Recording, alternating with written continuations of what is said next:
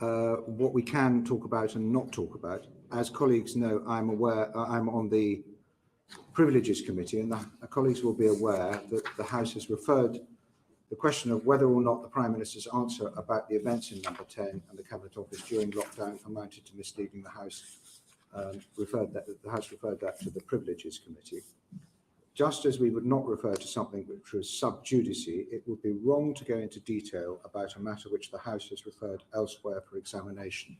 And I very much wanted colleagues and the Prime Minister and the public to understand that we have to operate under that constraint. And I remind colleagues that the Speaker and his deputies have pulled people up about this in the Chamber. We should not be undermining the process the House itself has set in place. There is, of course, no difficulty in raising any other matter. And the Prime Minister, I have no wish to constrain anything that you wish to say in this committee, but I will have to pull you up if you stray into the Privileges Committee remit. Thank you. Prime Minister, it is our intention to start with the great issues facing the nation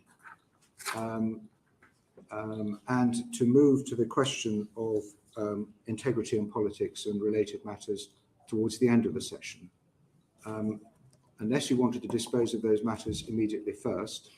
I'll be subverted to your committee. I'll be guided. Right, very good. I'm afraid I will pull you up if your answers are pressing on time, so that we can deal with that latter topic fully and properly at the end. And if your answers are too long, I'm afraid we will just detain you until we have completed our business. So every incentive for you to be as crisp as possible, and that goes for the questions as well, colleagues. We will start on the topic of Ukraine with the Chair of the Foreign Affairs Committee.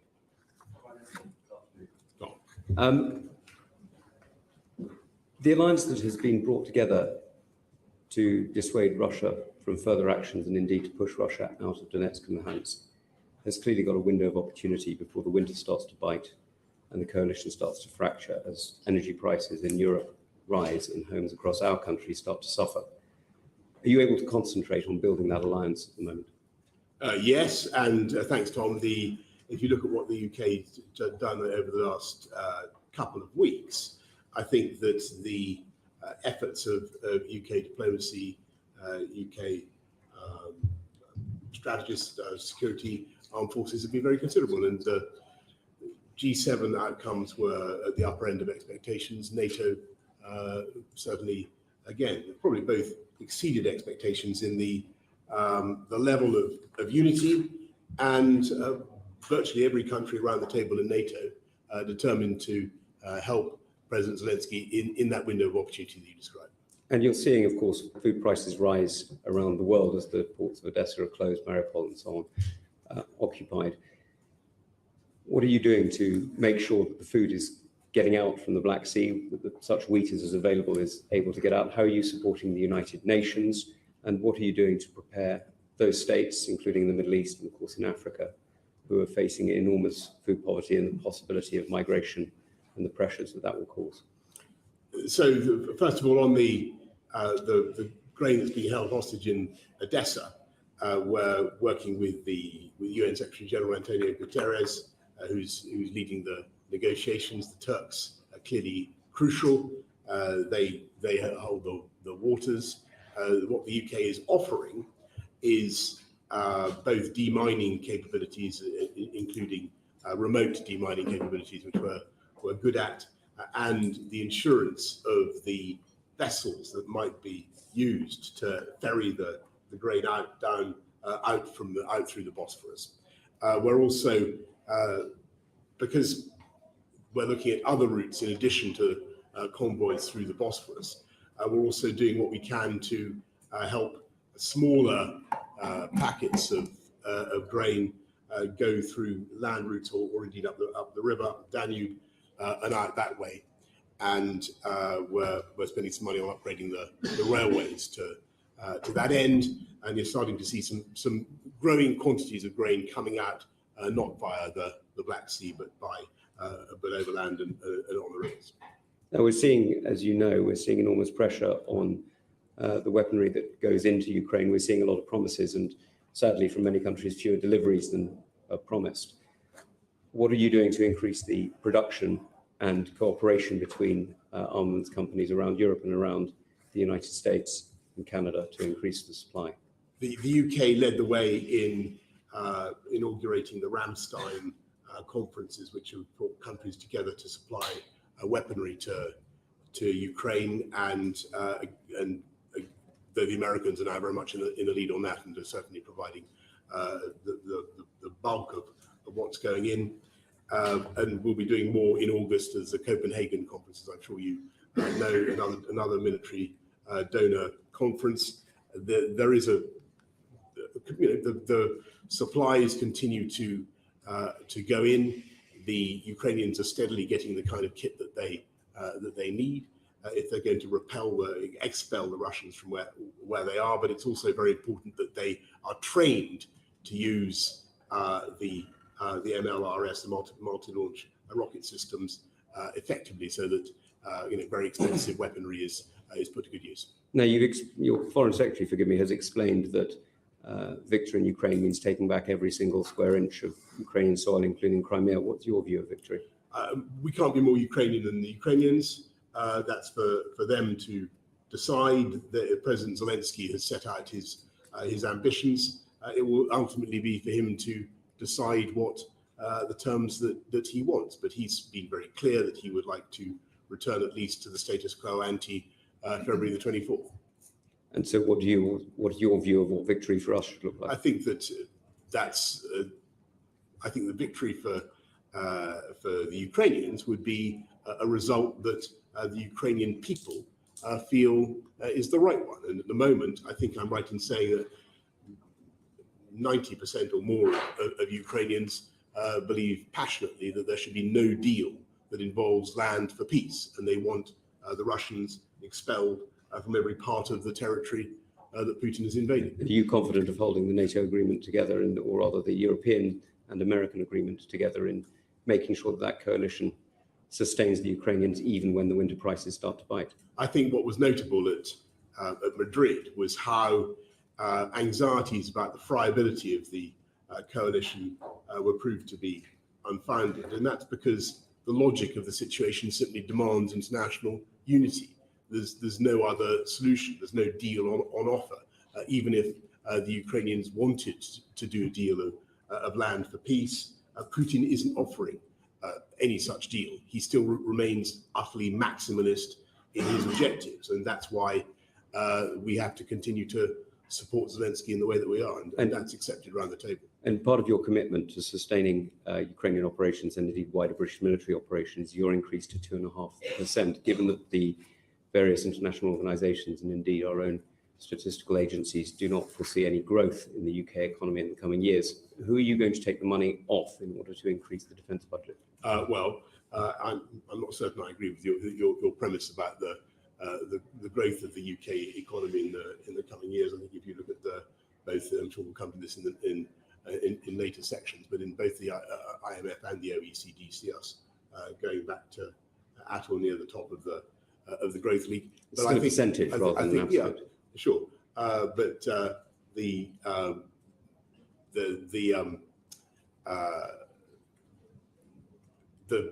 2.5 is a logic. It's just a prediction. It's based on the, I think, reasonable assumption that we are going to have to continue with the investments that we're making in the Future Combat Aircraft System and the AUKUS agreements with the Australians and the Americans. These are very big projects, and they'll be expensive, but they're the right things for the country. And so the last question from me will be on Sweden and Finland. Clearly, their membership of NATO is an extremely important event, not just for them, but for all of us. What are the implications for the guarding of the High North, and particularly the integrity of the United Kingdom and Scotland as part of that in the alliance? And what are the commitments that the UK is willing to make to increase cooperation with Sweden and Finland, not just in military supplies, but also in training? Yeah, well, thank you. We already do a lot of cooperating with the Joint Expeditionary Force. The JEF, as you know, is up there in the High North. The addition of Finland and Sweden is a great moment for the alliance. I think it will strengthen the alliance, and it tells you all you need to know about Putin and his aggression that countries as peaceable as Sweden and Finland have decided to join NATO. Thank you, Chair. Prime Minister, good to see you again. We're establishing that the world is getting more dangerous. The next decade is going to be very bumpy indeed. I want to focus on UK defence capabilities. Despite the injection of £24 billion, the integrated view has seen a tilt towards cyber and space, which is welcome, but it's come at the expense of cuts to all three conventional services. At your last appearance here, prior to the Russian invasion, you boldly stated that tanks are not the answer to the defence of Ukraine, that the old concepts of tank battles on the European landmass are over. Prime Minister, do you now recognise the value of tanks as part of our landfall warfare mix, and plans to reduce our tank numbers now need to be reviewed? Thank you very much, Tobias. I think that when you certainly, I think that it's important for the UK to have tanks, but I think for the Ukrainian purposes, even more valuable were anti-tank weapons. And if you look at what really changed the course of the first few weeks of the war, it was the javelins, it was the NLAWs in particular, and the javelins that were used to destroy the tanks and ready to make Russia's tank warfare extremely difficult. And you'll have seen exactly what happened. That's understood, and I don't disagree with that. What I'm trying to stress at is that the defence budget, it will actually go down by £1 billion in 2023-24, according to library figures. And you mentioned NLAWs. We have stockpiles which are being depleted. We're short of deep fire capabilities, rocket artillery, air defence, and indeed hypersonics as well. This is where the character of conflict is moving. We need to invest more, including in those tanks, which we're cutting by a third, and indeed our warrior fighting vehicles. We have no capability to do dismounted infantry because we're actually cutting the entire warrior fleet. Could I beg with the Prime Minister to reconsider the army numbers? If there's one thing he could take away from here, with his new Chancellor, to look at securing £40 million required to reverse the cuts in our army manpower. Yeah, thanks. I just want to stress that we value immensely the armed forces, in the sense we value the numbers of troops. If you include the reserves, there are in fact over 100,000, so 73,000 in the regular army plus 30,000 reserves. But I think it's also very important that, I heard all of the points that people like General Sanders have made, but the important thing is to have the best possible equipment for those troops, and that's what we're doing. Well, let's look at that equipment, because in the army, I just said, we're losing a third of our tanks. We're losing our warrior fighting vehicles. We're decimating our tracked land warfare capability. In the RAF, we're down from 36 squadrons during the Gulf War to just 6 today. We're losing all our Hercules heavy lift. We're losing, we only have 48 of the 138 F-35s. We're losing 2 of the E-7 I-Star aircraft that are so critical to work with the F-35s. And in the Navy, in 1990s, during the Cold War, we had 13 destroyers, 35 frigates, and now we're down to just 18. We are hollowing out all our armed services at the very time that, as you mentioned, the head of the army is saying we face a 1937 moment. This is the time to be investing in our armed forces, not depleting our capability. Well, I agree with that, but that's why we're spending 24 billion over the next 4 years. It's the biggest increase since the end of the Cold War, and I think that money is being wisely spent. It's been spent already. It's gone. It's over the next 4 years. Yeah, it's gone in to invest into paying for the replacement of the Vanguard submarines. The money didn't even hit the sides. That's where it was needed to make sure that program allowed us to continue our nuclear deterrent. I understand, but we're also committed, as I said earlier on, to a number of massive projects. You mentioned heavy lift aircraft. Actually, if you look at what the UK has, I think we're still by far the biggest possessor of heavy lift aircraft in Europe. On ships, where we've got a very active shipbuilding program. Tobias, I take your point about tanks again humbly and sincerely, and I will I will take it away and look at it and look at the armoured personnel carriers, the armoured vehicles. They have been useful to the Ukrainians, particularly the armoured vehicles. But the committee should be in no doubt. We're investing massively in defence. I hear what you say, but I mean, you're a classicist. Your responses to date make me feel like Homer's Cassandra. I say to you, we must prepare for the storm clouds that are coming over the horizon, and you don't seem to believe me. I say we can't afford these troop cuts in our army numbers, but you don't believe me. And I say that we need to reverse these cuts in our land warfare systems, our ships, and indeed our planes, and you still don't believe me. And there is a change afoot. We are our history and a turning point in our history, and we need to prepare for what is coming over the horizon. Britain must play its part. There is a gap in leadership in Europe, and I want Britain to assume that role. We can only do so if we prepare today and advance our defence posture. I really think you should have been at NATO to listen. I wasn't invited, sir. One day.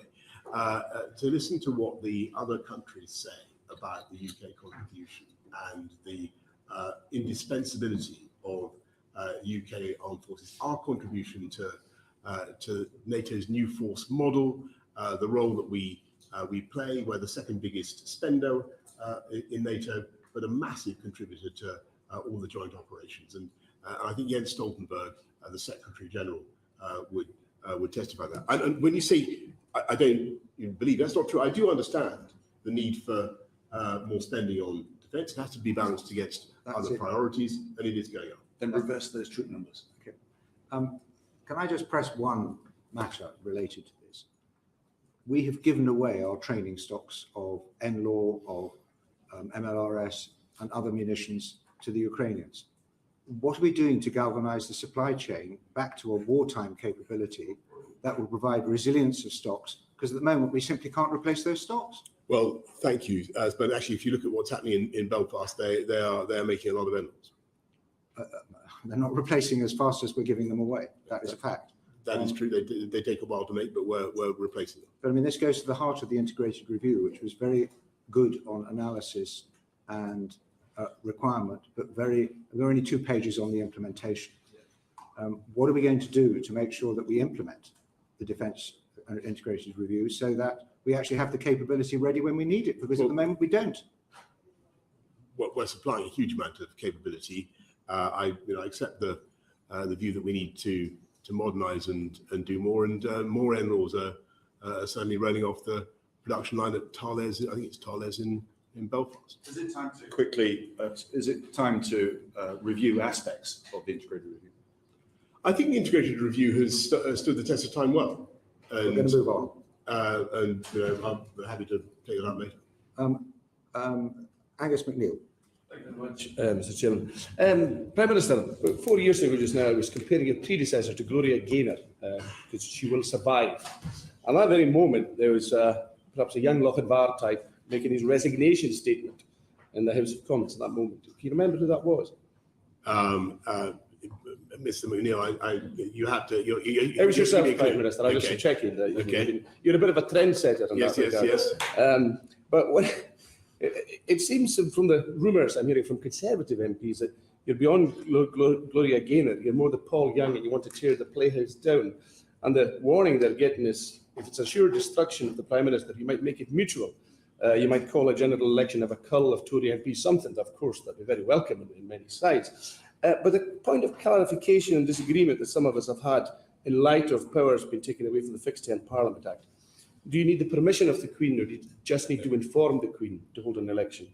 I really don't think that anybody in this country wants politicians to be engaged in electioneering now or in the immediate future. And I think that we need to get on with serving our voters and dealing with the issues that they care about. So you nervy backbenchers are okay. Interestingly, we've had some difficulty in the International Trade Committee with CRAG and the triggering of the process to bring about this, and you get a note of this in Parliament. We look for an extension of CRAG. But I also want to put it to you, Prime Minister, Brexit is a 5% damage to GDP, And these trade agreements you're signing up to are a minor part. I mean, they're 0.08% of GDP. It's equivalent to going out and losing £500 and coming back with £8 or £2, it could be in the case of New Zealand, and thinking you've done well. Is the Brexit process and the trade agreement process good for the economy, given what your own figures are saying? Yes, I think that they are. And so if you lose £500 and come back with £8, you'll tell us all you're having a good day. It was the ability to set our own medicines policy that enabled us to come out of the to vaccinate everybody. Every country's done that. Come on. And the death rates, we can trade that. I'm asking you a specific economic question. Fair-minded people. What about 5%? Order. Order. Prime Minister. Thank you. Prime Minister, can you answer Prime the Minister. Can you answer the question? Yes. So to your point, Mr. McNeill, about the economic benefits, just one. In addition to the free ports, free trade deals, the ability to vary regulation, or all the rest of it, I would point out that by being able to vaccinate faster than a lot of other, I think virtually every other European country, was able to come out of lockdown, which was a considerable economic question, not a vaccines question. Mr. McNeill. But I don't want to answer the vaccines. Because time is short. Thank you. If you can't see the difference between £500 take away £8 and note that he's out of pocket, we have to leave that there, and the public can make up their own mind about the Prime Minister. Prime Minister, something else that's concerning many of my constituents is EGNOS. You might not know that it's a European geostationary navigational overlay system.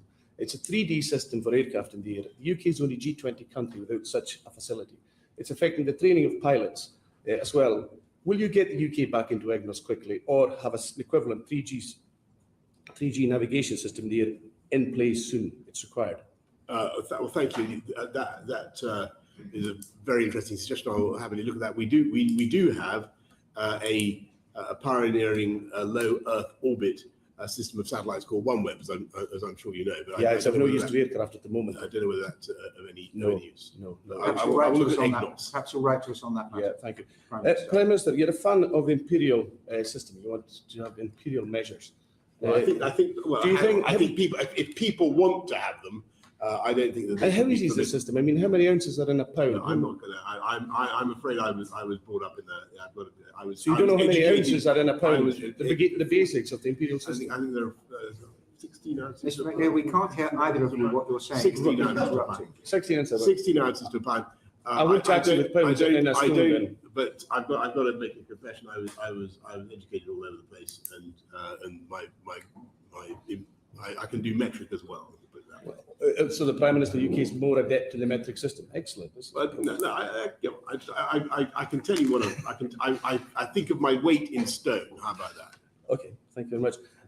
And probably put your mind at rest. I mean, I've heard mention of Sweden, Finland, and Scotland. I have no questions to ask about independence of Scotland. It's not a matter for you. It's a matter for the people of Scotland. Yep. It will be decided in Scotland. And I think, Prime Minister, that's about all that we need to discuss at the moment. Thank you. Mr. Chair. Thank you, Mr. McNeill. Sir Robert Goodwill, DEFRA.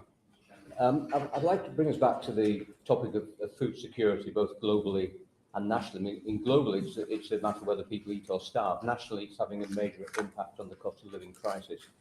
And I wonder if we are underestimating the ease at which we can actually bring wheat supplies and sunflower supplies out of Ukraine, given the change of gauge of the railway lines into Poland, given the way that loading equipment in Odessa could be damaged by missiles.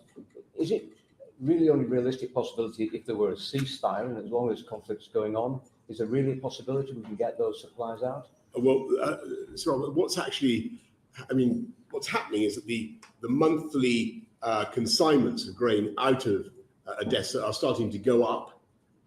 It should be about 5 million tons a month. I think that it's the most recent figures I saw for June. I think it was running about 2.75 million tons. So it's not nothing. You can get it out not just by the sea, as I was saying earlier on, but by land routes as well. I think the risk is I think what the Ukrainians are worried about is that if they negotiate a deal with Putin to get him to open up the Black Sea, he will demand the lifting of sanctions in an unacceptable way. Coming close to home, the government published its food strategy a couple of weeks ago, which was widely welcomed.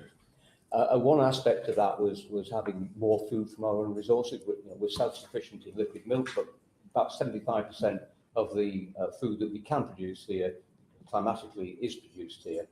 Do you think, given the global situation, we should revisit things like rewilding, putting solar farms on arable land, or planting of trees, and we should concentrate on improving food production here at home?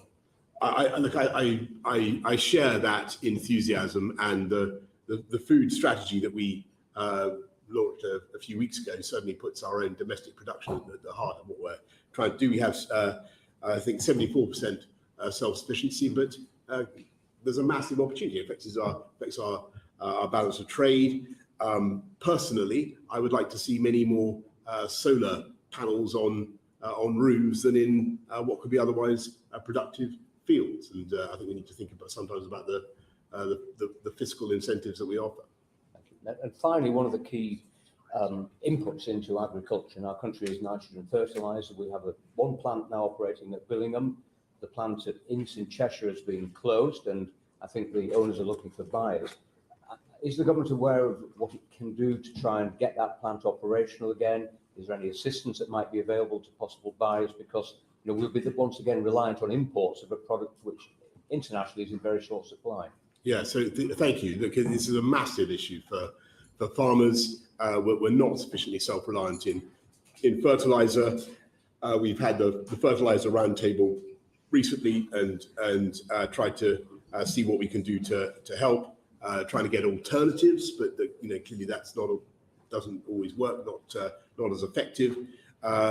We need to make much more fertiliser domestic. I have to say one of the reasons why the global south is suffering so much at the moment is also shortage of fertiliser, and there are far too few African fertiliser plants. So we should be doing what we can to help build fertiliser resilience around the world. They are really feeling it right now. So have there been any conversations with prospective buyers of the plant in Cheshire, do you know? I can't tell you about prospective buyers of that plant, but we're certainly concerned about there is a single plant left, as you say, and that makes us that puts a lot of pressure on that plant.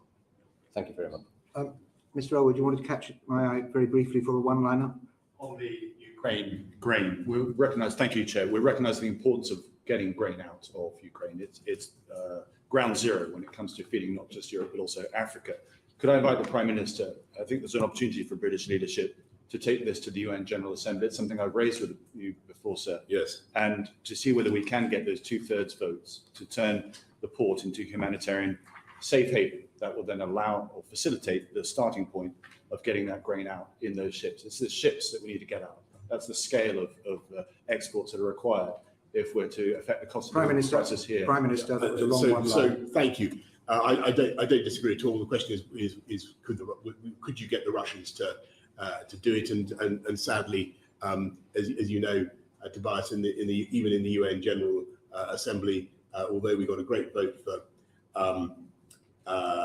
for the initial condemnation of the invasion, Russia and China are very influential. Dame Diana, Home Affairs. Good afternoon, Prime Minister. A few weeks ago, I met a group of Ukrainian MPs who had travelled to the UK via the Republic of Ireland. Like every other country, the Republic of Ireland in Europe doesn't require a visa.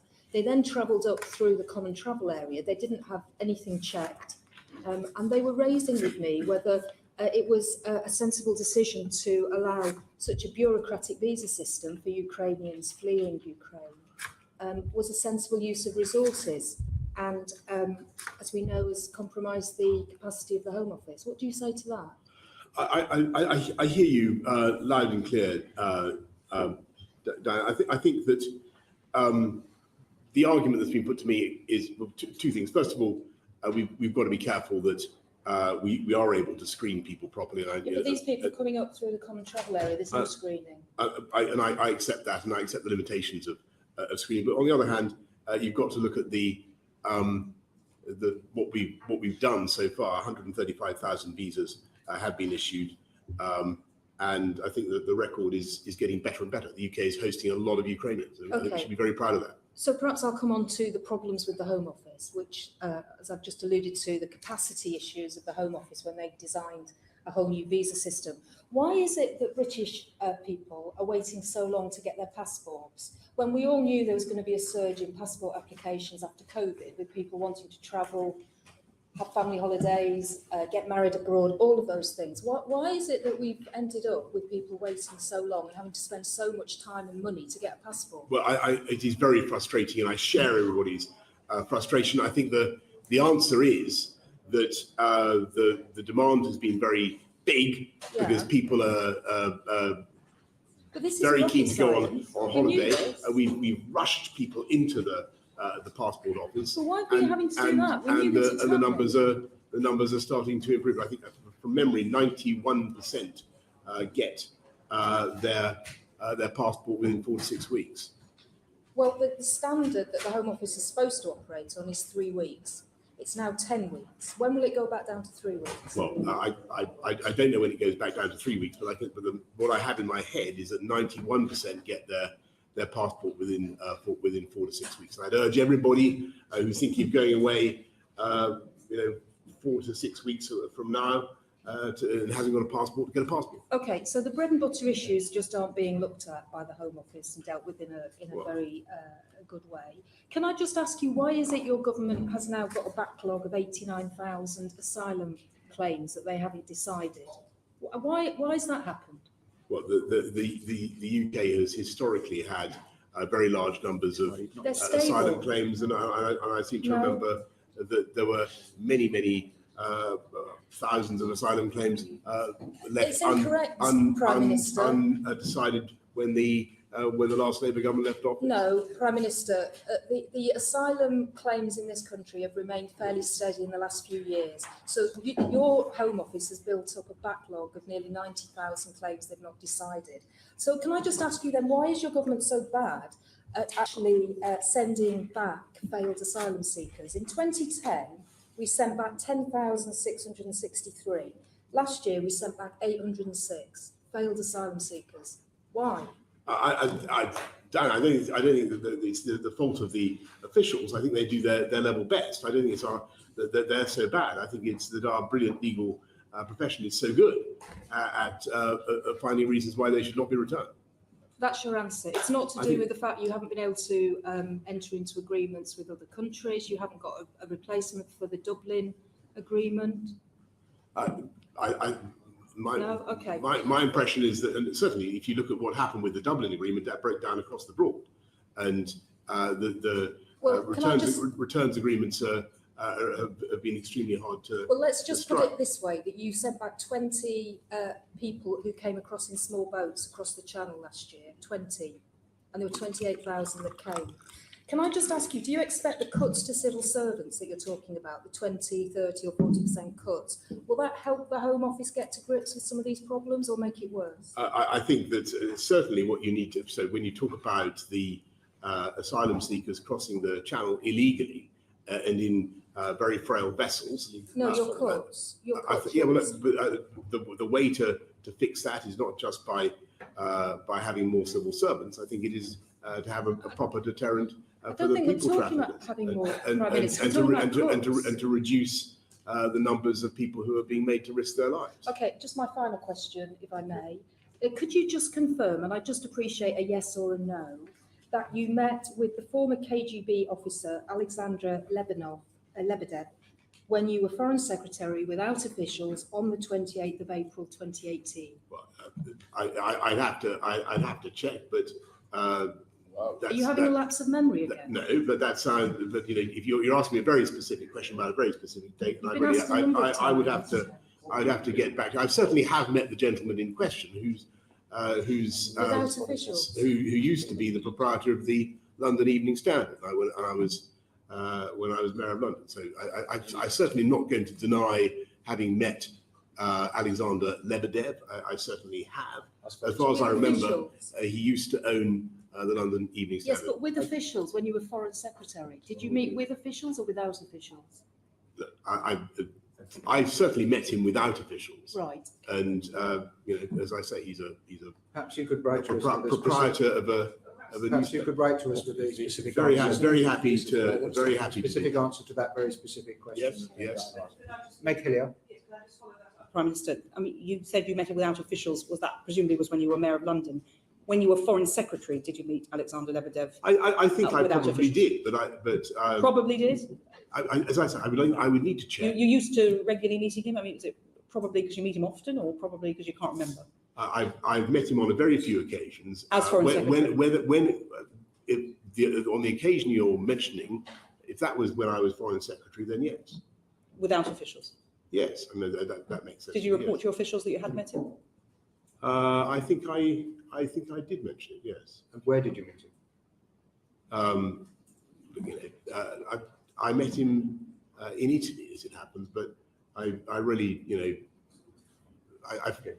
Anyway, Well, perhaps you'll write to us. about Personal engagement, was it? Yeah. That's Personal exactly right. engagement on issue? that. We'll move on. Caroline Notes, Equalities Committee. Prime Minister, you've referred to the Homes for Ukraine and the Ukrainian Family schemes. Can you give us any indication of what proportion of the visas issued have been to women? I can't, Caroline. I'm sorry. I'll have to write to you. Okay, so we're not collecting official statistics on that, but the indicative ones suggest that it's 82% are women, many of whom have children with them. What safeguarding concerns do you have about Ukrainian women being here in the UK? So one of the reasons why the scheme, people initially complained that the scheme was slow, but we wanted to make sure that people, when they arrived, got were in a safe environment. And so, as far as I know, the work is done to ensure that they're with families or with people who will look after them properly. Do you feel comfortable that the accommodation is checked in many instances after people have arrived? To the best of my knowledge, they have everybody that I've met or who's been involved in the scheme says it's working very well. So you do feel comfortable if accommodation is checked after people have arrived? I can't tell you, Caroline, exactly what checks are done on the accommodation after people have arrived, but I know that safeguarding is done to make sure that they have a good experience while they're here. Do we know how many are no longer with their original sponsors? I can't give you that, I don't know. There's certainly indications that there could be as many as 660 Ukrainian households already who are owed a duty under the homelessness prevention. Do you have any concerns about where they're going to end up? I don't know that that it's right that that there are that many Ukrainians who are homeless in the UK. I think that where there are arrivals who have had a problem with their sponsors, with the household, the councils have a duty to provide a roof for them, and that is supported by a grant of £10,500 per person. So we're not currently aware of any Ukrainian sleeping rough. Okay, the statistics show that there are 660 Ukrainian households owed a prevention or relief duty for homelessness. Are you, you said earlier today, I think to Clive Betts, that people would be able to switch between the Ukrainian Family Scheme and the Homes for Ukraine scheme. When do you think that will be possible? So we're trying to speed things up. I can't tell you when we're going to be able to make those two schemes allow people to move fluidly from one to the next, but clearly there's a logic in that. And if people should be able to switch between the family scheme and the Homes for Ukraine scheme, should they also be able to switch sponsor within the Homes for Ukraine scheme and have the £350 a month funding follow them? Interesting idea. We'll have a look at it. I'm not going to extemporize a solution. If a lone woman has fled a sponsor's home because of safeguarding concerns, do you think that funding should follow her? Well, I can see the logic of that, yes. But I will certainly have a look at what's happening. I'm sure that particular issue is something that Home Office staff thought Perhaps about. Minister Harrington and Minister Gove, if they're still with us, could look at that. Can I ask you specifically, when it comes to safeguarding concerns, Yes. should safeguarding always be straightforward?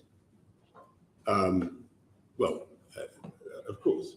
Thank you for that. And finally, we know that people traffickers are operating between on the borders of Ukraine, particularly targeting women and young girls.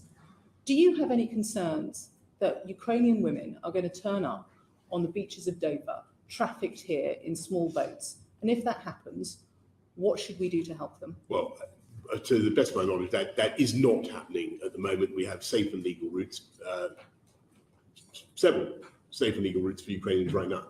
Earlier this week, a group of female Ukrainian MPs were at the OSCE meeting, specifically expressing concerns about people trafficking. Mm-hmm. What are you doing with other European governments to make sure that that does not happen? The Home Office does a huge amount to tackle people trafficking upstream, working with other European governments. The National Crime Agency is heavily involved in that. Are they specifically looking at the threat to Ukrainian women? I know that one of the things that when the exodus began, one of the things that we were particularly doing is making sure that we had staff at particularly in Poland, who were looking after the interests of people who are leaving and who might be wanting to come to this country. Are those staff trained to deal with people trafficking? I believe so, but I would have to get back to you on that. Thank you, Bernard. Thank you. Stephen Crabb, Welsh Affairs. Good afternoon, Prime Minister. We're going to move on to cost of living issues now. Can I start very briefly by asking you, with the appointment of a new Chancellor last night, is the government's position still that it's committed to a full uprating, a full social security uprating next April based on September's CPI figures? So that's a full uprating of benefits and pensions next April. I'm aware of no change in our policy. Has the new Chancellor indicated any desire or intention to look at reopen any of the decisions we've made in response to the cost of living crisis, or indeed are there any areas that you would want him to reopen? I think that what the new Chancellor is going to want to do is continue with the package of support that we've set out, and don't forget that there's £1,200 for the 8 million most vulnerable households going into people's bank accounts this month, £400 to help out everybody with the costs of energy, cuts to council tax, and I know that the new Chancellor is certainly committed to all of that. So as far as you're concerned, Prime Minister, the basic template for our response to the cost of living crisis, indeed our wider tax and spend strategy, remains locked for now under the new Chancellor. Well, you're pushing a bit too hard. I think that that would be, that's not quite the conclusion that I want you to draw. I certainly think that the new Chancellor will want to think about what we can do to do even more to help people, whether on the fiscal front or whatever. The Minister for Brexit Opportunities recently appeared to be quite dismissive of OBR forecasts, and I think even appeared to question the usefulness of the OBR altogether. Do you, Prime Minister, have confidence in OBR forecasts? I think that the OBR forecasts are very useful. I don't think that they should necessarily, but my experience is they don't always turn out to be correct. But that doesn't mean that they're without value. When have they turned out to be correct? Well, it's about an answer, I think, a rhetorical question. So when the OBR in March, Prime Minister, predicted that the UK is going to see the fastest drop in living standards since the 1950s, is that an OBR forecast that you accept? I think that we've got to be realistic that there is going to be a lot of economic pain, and we've got to be frank with people about that, and that is certainly the case. What we will do, so what we're doing is trying to help the lowest income households as much as possible, and actually they may get fully compensated, but there will certainly be, or virtually fully, but there will certainly be a lot of pressure for a while. That pressure will then abate. We will get inflation under control. That is the big problem right now. But I'm very confident that it will have abated by next year. And is the latest economic advice that you're receiving, Prime Minister, that OBR forecast about the drop in living standards is indeed correct? Or are you receiving advice, any evidence to point to a softer landing, or indeed things getting even worse next week? No, I want to repeat things. An inflation spike like this takes a long time to work through, and we've just got to be realistic about that. And there is going to be pressure on people's incomes, and there's going to be pressure on people's budgets, and it really is. We cannot ignore that. We will try to help people with massive or very substantial contributions to their paper to support them. And I mentioned some of the sums that make up the £37 billion of support. But we also have to fix the underlying causes of inflation. I mean, Prime Minister, you said a few moments ago, and I think you're absolutely correct, it's going to be very, very painful. And indeed, if the OBR forecast about living standards is anything like correct, it's going to be absolutely brutal for many families out there in the country in the months. I didn't say that, Stephen. But that's my language. Yeah. Your language was painful, very painful. Do you accept, Prime Minister, forgive me for asking this, that at a time of such economic crisis for the country, for many families up and down the country, that what the country needs is a government with the very best team, the very best focus, absolutely squarely focused on tackling these issues? And when you see, Prime Minister, people like John Glenn leaving government, people like Kemi Badenoch, people like Neil O'Brien, one of the intellectual architects of levelling up, do you not feel, Prime Minister, the very ability, capacity of this government to address these enormous overhanging issues is deteriorating as we speak? Well, when I came into Parliament, I think there were about 140 Conservative MPs. I can't remember exactly what the number was. There are now 365 or so, 360 there or thereabouts. There is a wealth of talent, Stephen. Order. We should be confident in our ability to. And as for your point about the government focusing, the government is certainly focusing on the issues that matter. And today we're cutting taxes for everybody by £330 for 30 million people. Just this day, I've talked about the £1,200. But we've just got 500,000 people off welfare into work. Very quickly, Prime Minister, you've been very kind about us on the back benches, but actually I think you're going to find it extremely hard to appoint people of the same calibre of the kind of ministers I've mentioned to you. I think you find it extremely difficult. So, well, you don't need to reply to that point. I think the point's been made. You're catching my eye. You were a little bit under time. Yes. Yeah, thank you. I mean, Prime Minister, just following on from that, you've had more resignations since any Prime Ministers in 1932. Michael Gove has told you to go. The charade's up. The game's up. Really, will you be Prime Minister tomorrow? Of course, Mr. McNeill. But next week, I'm here to. Rather than giving any running commentary on my own career, I'm here to talk about what the government is doing, and that is so that's what I was telling Stephen, and we're doing a lot, more and more. Hugh Merriman, Transport. Thank you, Sir Bernard. In the 6 minutes I have, Prime Minister, I want to talk to you about transport policy delivery, if you're focused.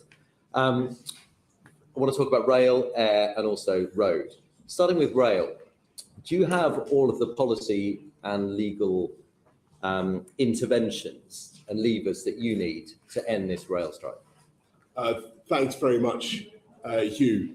I think I call on the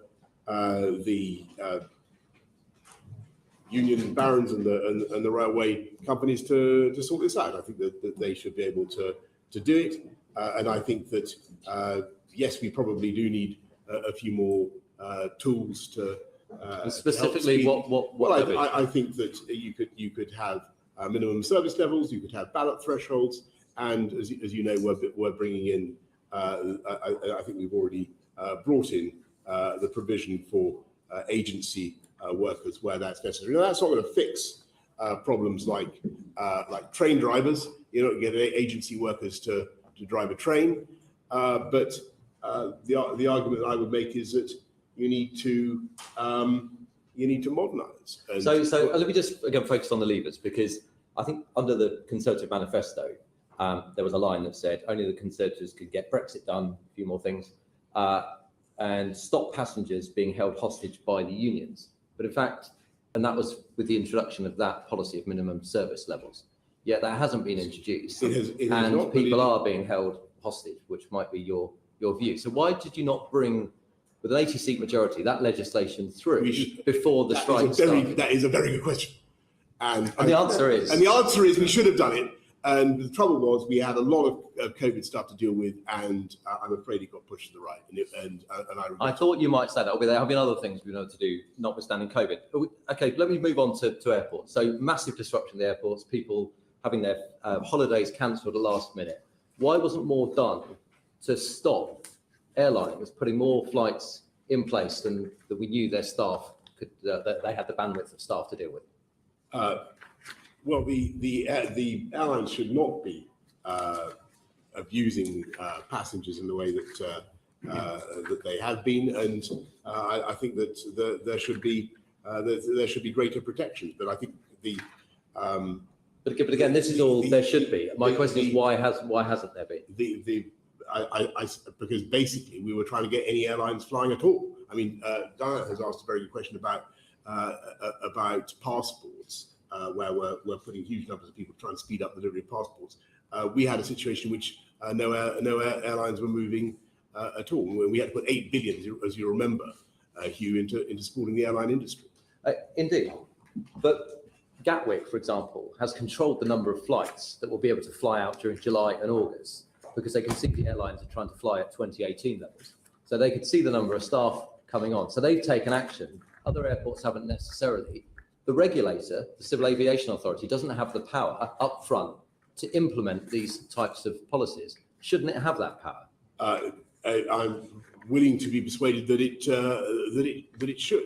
Because when we put a report on that basis, the recommendation was rejected by government on the basis that there wouldn't be a proposal to give the regulator upfront powers to take action, including to help with compensation.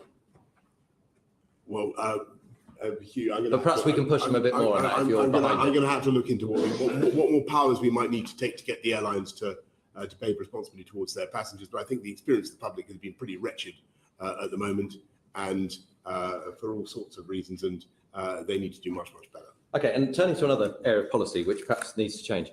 At the moment, 4% of the Exchequer's revenues come from motoring taxes. Those will plummet to zero when we all drive electric vehicles. Are you serious about getting a new form of road pricing policy in place to fill that hole? If not, how will it be filled? I think road pricing is something that we will eventually have to consider. I'm not attracted to it. I seem to remember. I successfully campaigned to remove the western extension of the congestion. No, I'm not talking about road charging in that way. I'm talking about, as we do at the moment, we charge people for the mile they drive, because that's what fuel duty does. So you'll have to replace that. I see what you mean. So like for electric vehicles as well, so that you charge a mileage. Yeah, something along those lines.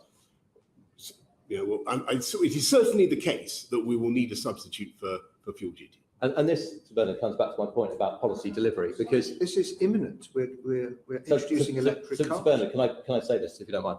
So for 3 months, Prime Minister, number 10 has had a recommendation just to look at this, because something has to fill the 4%. Okay. Have a working body to look at it. The Treasury signed off on it, and for 3 months it's been sat in number 10.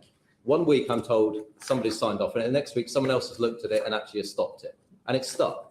And my question is, the inertia inside number 10, perhaps because of the events that we'll go on to talk about, Is that Nonsense. actually, we say it's nonsense, but actually it's a nonsense that we've been waiting 3 months just for someone to sign off on something which fills 4% of the exchequer.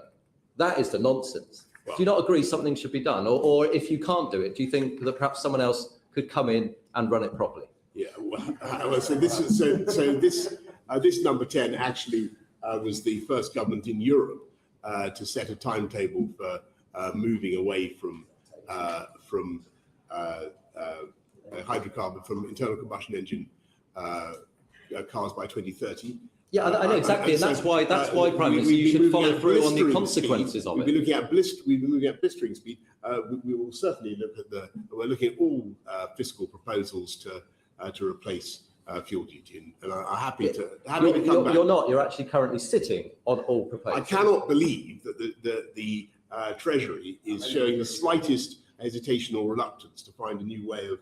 No, that's my point. The Treasury signed off on it. Number 10 then insisted on looking at it and has been sat on it for 3 months. I think Andrew Griffiths is currently the one that's now said, no, I don't like this. And we are therefore stuck, having thought we cleared all the hurdles. I will take it up with Prime Minister, I'll just add, I was Shadow Transport Secretary in 2000 and road charging was seen as the future then.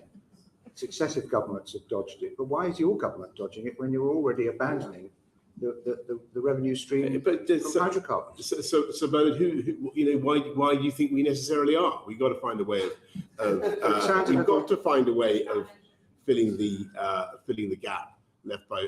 You've actually got a target for eliminating fossil fueled cars, but you haven't got any plan in place to replace the revenue. Well, I think it highly unlikely that the Treasury will let any opportunity go to find to raise revenue from motoring to substitute. I think we've made our what we point. want to do is we want, for the purposes of the environment, to encourage the take-up of low carbon vehicles, and that's why the fiscal strategy is framed as it currently is. So that's what we're doing for the time being. My apologies to Darren Jones-Bayes. I should have brought you in earlier. Thank you, Sir. Prime Minister, how's your week going? Terrific. Like many others. Did Michael Gove come and tell you to resign today? I think I said earlier, Sir Bernard, that I'm here to talk about what the government is doing. I'm not going to give a running commentary on political events. Okay, so let's talk about what the government's doing. You've just said today that the government's giving the biggest tax cut in a decade, but it's a tax cut to your own tax rise, isn't it? No, what it does is it gives people, 30 million people, by lifting the thresholds, it gives them on average a tax cut of £330. Against the tax rise that you previously announced. In fact, freezing tax allowances for average income taxpayers means they're going to pay £46.8 billion more over the next 4 years. Tax is going up, not down, isn't it? It is certainly true that what we've had to do is make sure that we deal with the fiscal impacts of COVID. And I think the committee will remember that this was we had a colossal fall in output. We had the biggest pandemic for 100 years, and we had to look after people and businesses to the tune of £408 billion. That money doesn't grow on trees. We've had to. So in order to protect our schools, our hospitals, we of course have had to increase. We've had the health and care levy. But what we're doing Prime now Minister, I just need to move you on. Prime Minister, on average with a £335 tax cut. I asked about the tax cut announced today, but I'll just move on. Let's look about the economy before the pandemic, because you mentioned the pandemic, understandable event that was very difficult for government. But before the pandemic, between 2010 when the Conservative Party came into office and before the pandemic, national debt increased by £640 billion. It's now 100% of national wealth, and you keep announcing tax cuts and spending plans at the same time. Are you just going to keep putting more and more debt onto the nation's credit card? So you were just complaining about taxes going up. I'm asking you about what you're doing in government, Prime Minister. Get your story straight. My facts are from the Treasury, Prime Minister. What we're doing is we have to be sensible. We have to be responsible.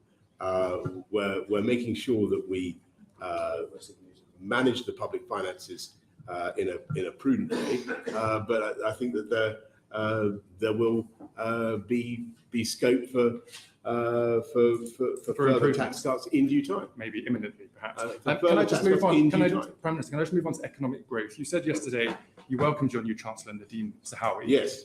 because he would grow the economy in a way that presumably Rishi Sunak couldn't. But we're more likely to end up in a recession. I don't think I said that, but anyway, go on. Well, we're more likely to end up in a recession this winter, aren't we? Look, I think that as I was saying to Stephen, I think that the economy is that people are going to be under a lot of pressure, but I think we'll get through it. Do you think there'll be a recession in the winter? I think that there will be a lot of pressure caused by the price spike. We are going to do everything we can to shield people, to deal with the underlying causes of inflation, whether that's through the energy markets or the labour markets or whatever. And there's a lot we can do. And I think we'll emerge stronger the other side. Okay. So you've often said, and your supporters have often said, that you've got all the big calls right as Prime Minister. But actually on tax, on debt, on growth, on pay, things have been getting worse, not better. 14 million people, I understand, voted for you in 2019. You've let them down, haven't you? No, I think that what they can see is a government that gets on relentlessly with a programme of uniting and levelling up. We've got the biggest investment in infrastructure for a century, £650 billion going in on roads, all the things that Hugh was talking about, roads, rail, transport of all kinds, housing. It is a colossally ambitious programme that we are still doing, and at the same time, because actually we got the as you put it, Darren, the big calls right on. I didn't agree with COVID. that, by the way. Well, I'm going to agree with it, even if you don't. We got the big calls right on COVID. We came out of lockdown faster. We got it right with the vaccine. That enabled us. That's put us in a position to look after people. Thank and you. that's what we're doing. We're just going to move on to my next question. I'd like to just read something out to you. Quote, when a regime has been in power for too long, when it has fatally exhausted the patience of the people, and when oblivion finally beckons, I am afraid that across the world you can rely on the leaders of that regime to act solely in the interests of self-preservation and not in the interests of the electorate. Who authored that quote? You're trying me. Was it Cicero? Was it Aristotle? Lord Farlow. Prime Minister, you might like to think let me just think. I think you might be more like Plato. Maybe Nero. Was it Montesquieu? Maybe Nero. Just to break it to you, it was you, Prime Minister. And perhaps it was foresight for the final week in office. Now, can I just finish? Because I'm about to run out of time, Prime Minister. Okay. Because I made a joke there, but in all sincerity, and I know this must be difficult for you personally, but this isn't funny. It's not a game. People are struggling across the country. I'm just finished. It's not brave for you to carry on doing this. I think, in my view, you're hurting the country, Prime Minister, just on a very human level. Surely you must know that it's in the country's interest for you to leave now, isn't it? I think that the country is going through tough times, and I think that we have the biggest. You're making a point about duty, right? Yeah. And I look at the issues that this country faces. I look at the pressures that people are under, and the need for government to focus on their priorities, which is what we are doing. I look at the biggest war in Europe for 80 years, and I cannot for the life of me see how it is responsible just to walk away from that, as I said earlier on in PMQs, particularly not when you have a mandate of the kind that we won 2-3 years ago. But shouldn't, as Prime Minister, you actually spell out that the pressure the economy is under is actually very, very serious, because not just of the invasion, but because we have decided to make the necessary sacrifices in order to resist Putin. And we are in an economic war with Russia now, with Putin. He's coining it on the energy sales. Our economies are suffering as a direct consequence of the sanctions. Shouldn't we be spelling out that it's going to be tough, but these sacrifices are necessary to make in order to secure the security of our continent? Thank you, Sir Bernard. And that is exactly the point that I have been making. I think I made it yesterday on Monday, I should say, in the statement on the summits. And it's the point that resonates with colleagues around the table in the NATO and the G7 and other places, because the the cost of not standing up to Putin is that you legitimate or you encourage further acts of aggression in other parts of the former Soviet Union, destabilizing the whole continent, if not the world, causing further economic distress and uncertainty going on for years and years. And that's why, and I made the point about the decades of peace and stability that followed the Second World War, when we finally learned to stand up to dictators and not to accept that borders could be changed by force. That decision led to decades of the rule of international law, expansion of global trade, peace and stability, and we need to inaugurate that era again. Thank you, Prime Minister. Rob Half on education. Starting off with fuel, and then I'm going to as it Sure. segues in. If I could just move from Ukraine to a fish and chip shop in Harlow, Prime Minister, if I may. They are down 150 customers a month. Their takings are down £5,000 a month. Their energy bills have gone up from £1,800 to £3,000 a month, and now he's got to pay over £2 to fill up his car and the vehicles, £2 a litre. Can you understand what is fueling the Paulia protests? Whilst I don't agree with direct action, I do have sympathy for what they're asking for.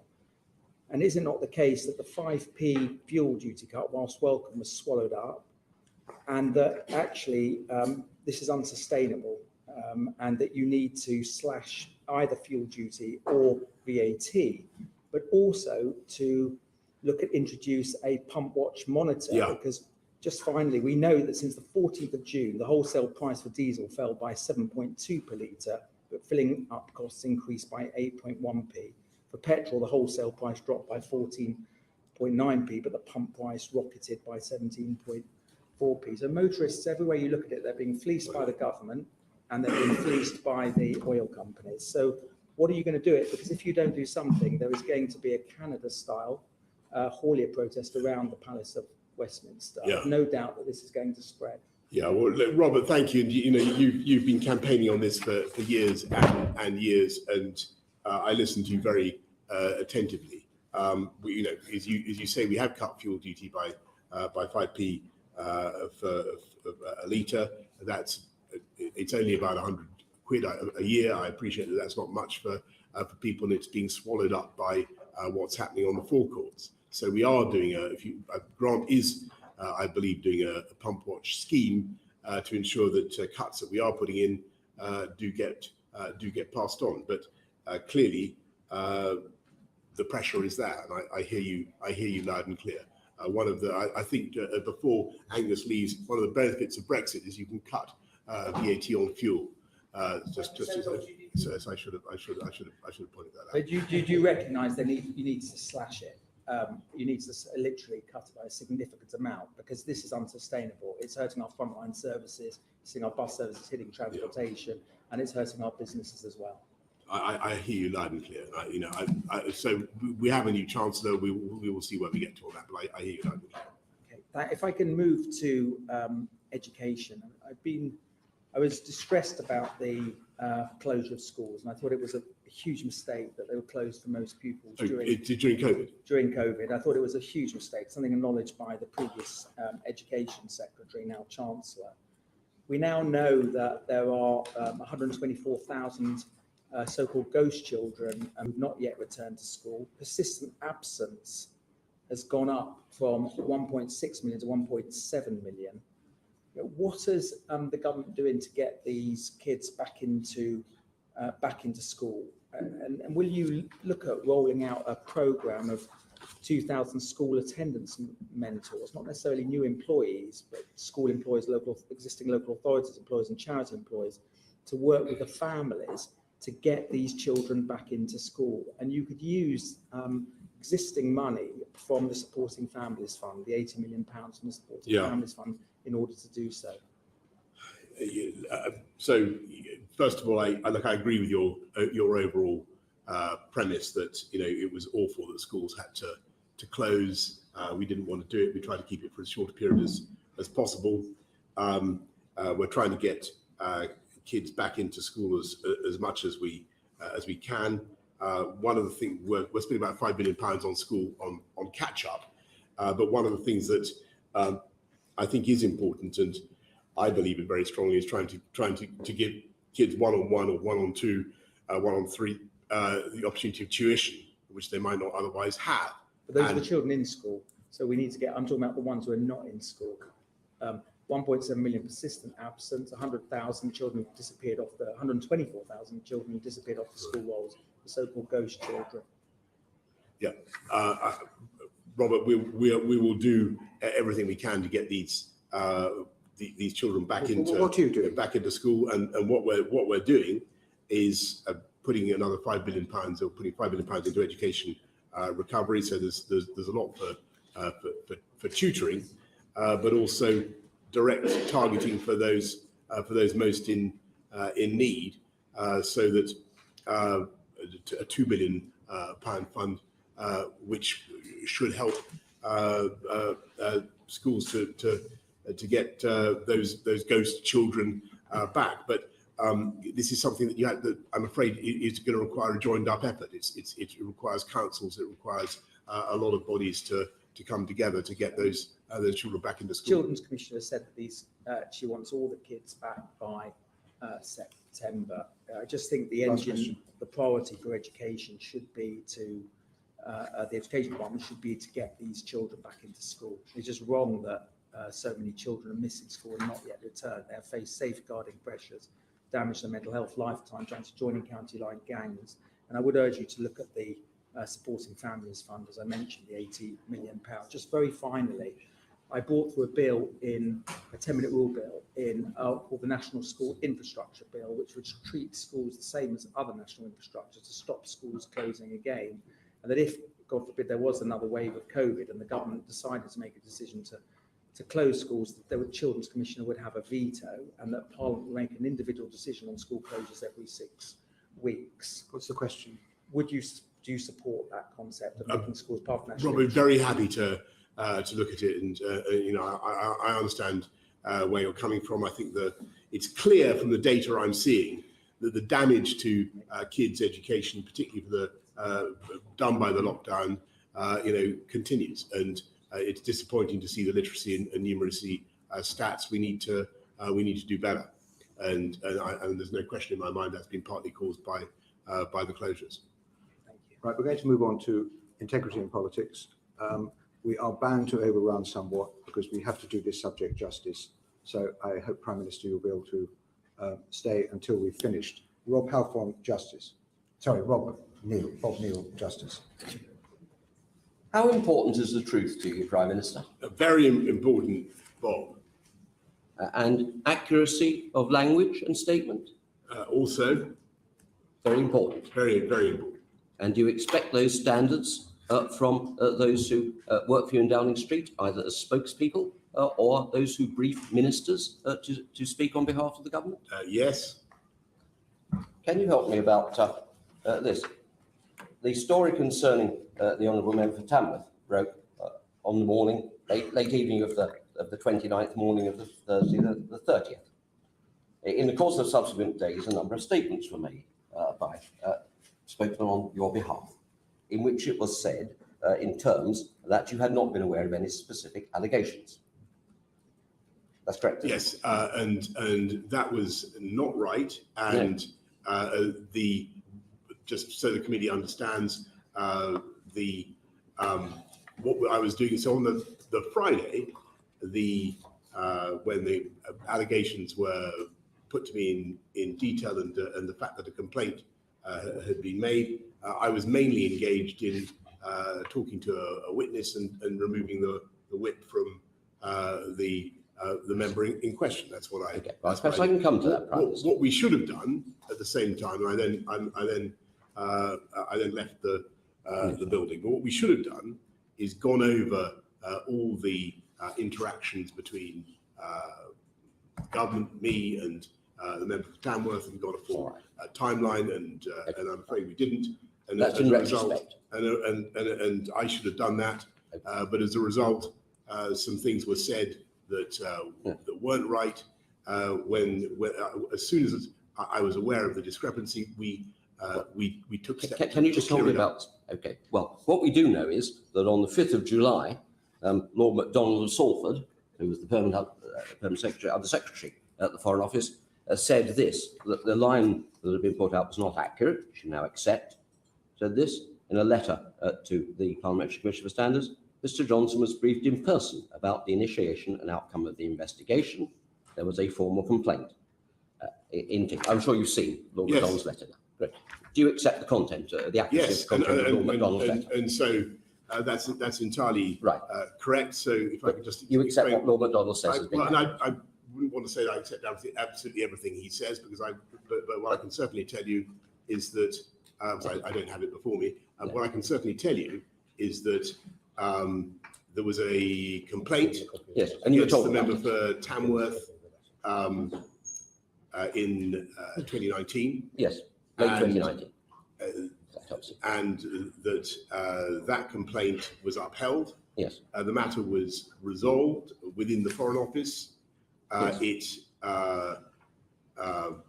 was not deemed to approach the anything like level of criminality or the ministerial code. Okay. But I was briefed on it on 2 occasions by the propriety and ethics people who first of all that it was happening, and then what the outcome was, I imagine.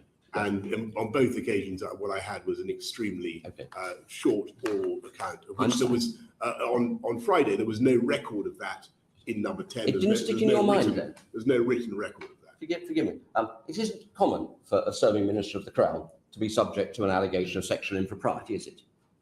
I don't want to go into the details of the allegations, because I think there are human resources issues there. But I'm not certain that's a fair characterization of what happened. At all events, it was a serious matter. And this was someone who had worked closely on your leadership team only a few months before. So you'd be aware it was sensitive. That's fair, fair yes. Okay. It was also to be fair, almost 2.5 years ago. Well, yes. But it's not the sort of thing you forget, is it, Prime Minister? Well, as I say, now that when it was drawn to my attention a couple of days later that there was a discrepancy between what we were saying abroad, as it were, and what number 10 was saying, and the fact that this briefing had taken place, I took steps to clear it up as soon as I could. The suggestion you couldn't recall that was said on your behalf, is that a serious explanation? You couldn't recall this unusual incident of someone who was a close political ally? That what we failed to do on the first day was to go over all the possible interactions between me and the member in question, all the possible decisions that I might have taken. As it happened, the issue, the report about the complaint was not raised to me as a point for any kind of decision. It was simply something that was mentioned to me in the margin of other meetings as a point of, as I recall, as a point of information about what had happened, because it was the Foreign Office that dealt with it. But Prime Minister, when you were considering appointing him into the government most recently, how true is it that actually you wanted him to be Chief Whip? Not to my recollection, Sir Bernard. I don't think so. I think the suggestion was that he was going to be Deputy Chief Whip. And I think that's what happened. And what happened to all the messages pouring into Downing Street about the risk of appointing this person? Well, there were plenty of them. Well, I don't know how many there were, but there was certainly. But why couldn't? I mean, there's a cultural problem here. Why couldn't the system hear that there was concern about this appointment? I don't think that's entirely fair. Well, then why did you refer it if you're talking about ethics and to the ethics and proprietary directory in the Cabinet Office? Why was that necessary if there wasn't a concern? Okay, every ministerial appointment automatically goes to the propriety and ethics team, so they look at everyone. William Ragg. Good afternoon, Prime Minister. Good afternoon. I appreciate that today is a day of events, and though this meeting has not quite resembled a Moscow show trial, because I think certainly they were livelier, it must be nonetheless quite difficult, and I do pay tribute to you for turning up today. I wouldn't dream of being anywhere else. Having said that, delighted to be here. Having said that, at which point does it become impossible for the Queen's government to be continued? I really think that William, you're underestimating the talent, energy, and sheer ambition of members of Parliament, and they want to get things done. They want to get things done for their constituents, and the government of the country is being carried on with ever increasing energy. Well, they seem to want to get one thing done at the moment in time. I agree with you on that. But I think the issue that we have is that you've had, at least at my initial calculation at the start of the meeting, was 27 ministers and aides resigning. There have been more in the meantime. Do you think there are swelling ranks of those young thrusters on the back benches who could replace them? I think it's highly likely, yes. Ambition, could that not be considered delusion at times? Yeah, that's a sort of a moral judgment about human nature. I wouldn't venture to comment on. I think that we're all deluded in our ambitions, but I think most people who come to this place actually, in spite of what everybody says about MPs, are actuated by the highest motives. And most people want to serve their constituents and get stuff done, and that is the reality. Entirely so. So, in terms of that assessment of individuals, which qualities in the former Deputy Chief Whip appeal to you most? I think it was. So let me just, big picture. No, as I've said before, specific, let me be clear that I, with the benefit of hindsight, I can see that appointment, as I said in the House, and I think I said on TV as well. I think that appointment was a mistake. Well, I want to know about the qualities of ministers. And if you are government appointments based upon ability? So it was put to me that like everyone we appoint, the member had excellent administrative skills. Administrative skills. Was he behind what's colloquially known as Operation Save Big Dog? Look, to the best of my memory, he was in addition to serving as Deputy Chief Whip under the previous Prime Minister, he did a stint at the Foreign Office and then a stint at the Department of Communities and Local Government when he was involved. He had a role in housing, and the accounts I had were positive. Casting our minds back to January and February, it was a tricky time. And certainly some people in the shadow whipping operation used their charm in order to persuade. And I think it's fair to say others used aspects of what we might describe as being offensive to work that wonder for you.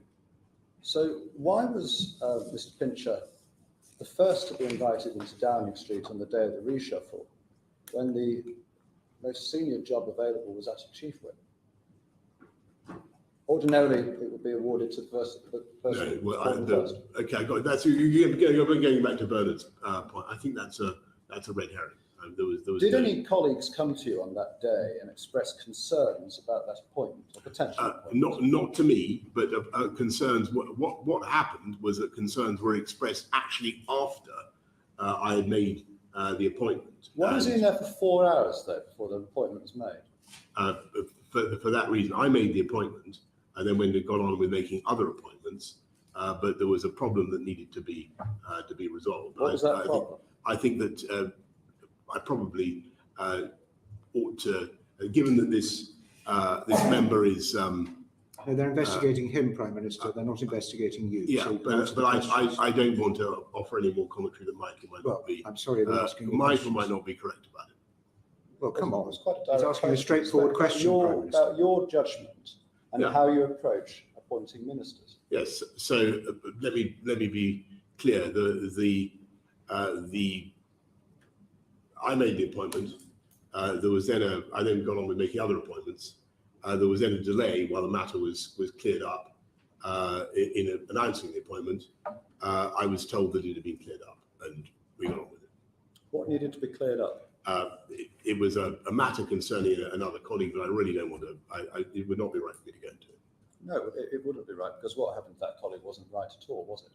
Well, I wasn't informed of that at the time, but having been subsequently informed about it, I can see that it's another reason not to have done, not to have had that minister, if it was true, not to have had that minister in post. But on the other hand, If it was true, do you believe that colleague who came to you or made overtures to number 10, or do you believe Mr. Pincher?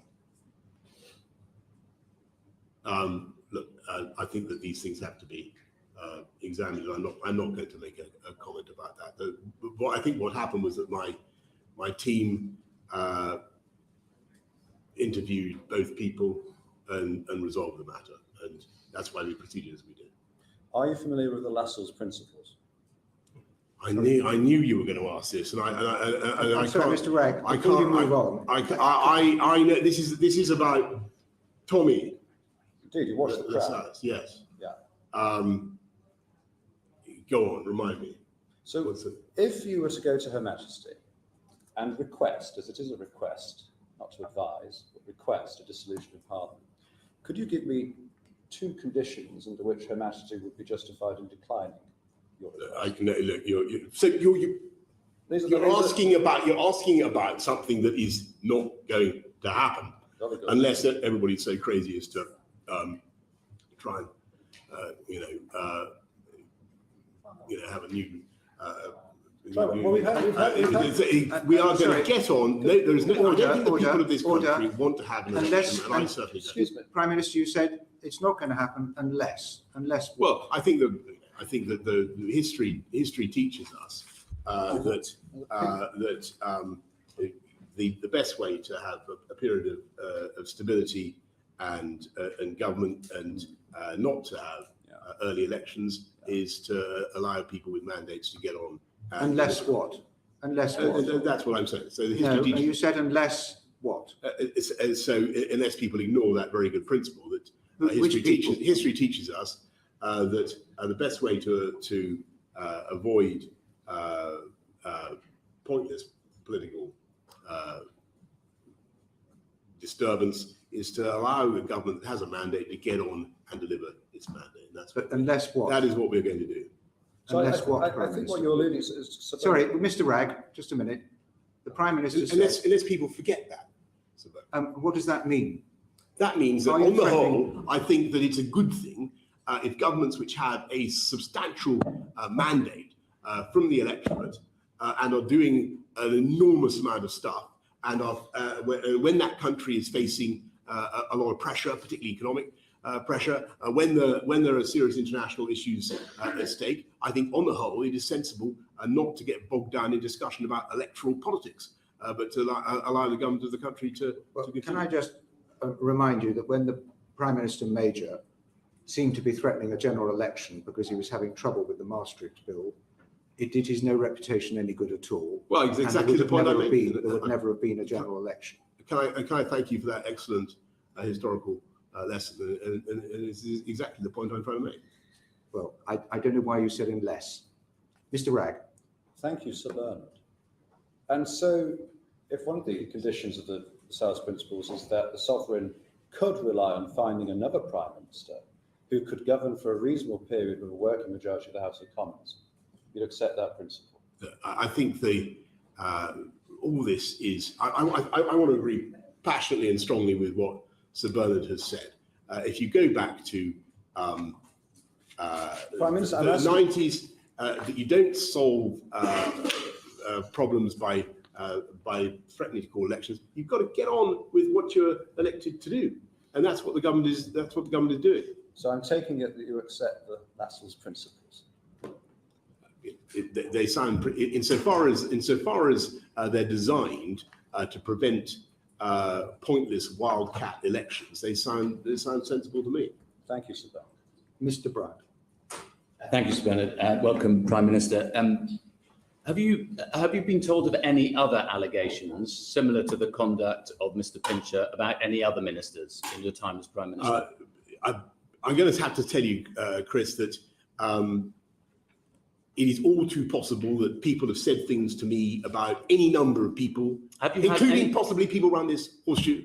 No, have you ever had? It would be a great labour for me now to sit down and try to reconstruct every single piece of gossip or innuendo. No, about no, no, absolutely that's not everybody. what I'm asking. I'm not asking about gossip and innuendo. I'm asking precisely about that you now accept that you were told on 2 occasions about Mr. Pincher's, the allegations against Mr. Pincher that were upheld by in the Helen Foreign McNamara, Office. I'm asking, have you been told about any other such events relating to any other government minister?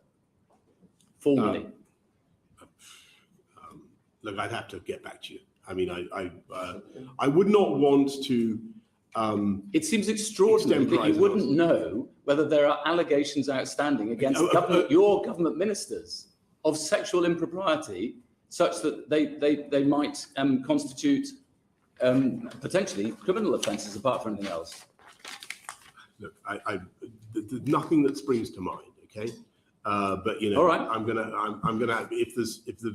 but what I will say, Chris, is if you have some information. No, I'm asking you, Prime Prime Minister, I'm asking you this because it seems incredible to me that you would not remember that you've been told this about somebody who is one of your closest allies in Parliament. I think I tried to explain exactly the circumstances. Well, you haven't. But let me ask you a different question, because you've not answered this elsewhere. Did you say all the sex pests are supporting me, or words to that effect?